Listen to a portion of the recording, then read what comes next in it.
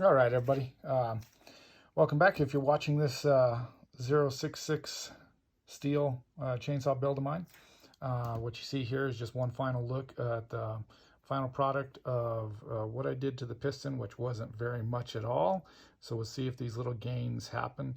As you can kind of see, I took the ridge out of the center here, the openings, and kind of smooth some ridges down a little bit, and that's about it. Didn't get way up into the top there of anything. Just a little bit of grinding, so not much changing. I did take some of these ears, and after assessing them, was kind of, it's probably there for some purposes, but they were very sharp, so the edges are all kind of smoothed out to where there's no sharpness to the edges. So this piston, which wasn't very long, again, this is a Meteor piston that I'm using, and cylinder, by the way, was not run very long at all. You can see that the carbon buildup, I didn't like the numbers, and so went back in and trying to clean it up a little bit more to see what was that looking like. So before we finally build it, I know the last video I posted, I showed you some crankcase stuff, and I'll do that matching it. So there's my ports. I did change the uppers just a little bit. Tried to get those numbers closer in alignment because they were off a little bit, and I will add to this video here once I assemble it and do some final number checking here. And you can kind of see it is looks rough on the camera, but it is smoother to the finger. Yes, there is some ridges, but anyways, from my little bit of education, I haven't made this mirror polish finish, just not spending that much time on it, but it is much better than the factory.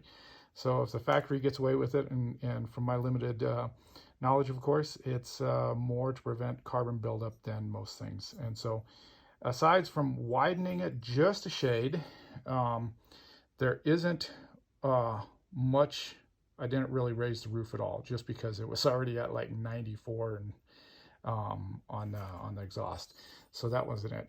You can kind of see, yes, there's a little bubble there, but epoxying the floor of the intake, because it was sitting, I believe this one was at 85 on this cylinder, and gave it a little bit on the top with some of those lungs or ears, mouse ears, that you want to talk about. So as you can kind of see, that's kind of what I did.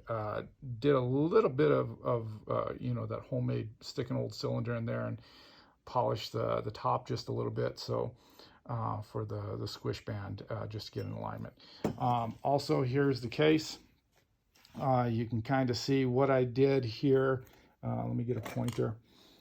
As you can kind of see, what I did here is just a little bit of work, and as you can kind of see, I use that modeling clay to keep stuff out of the bearings and the crankcase itself.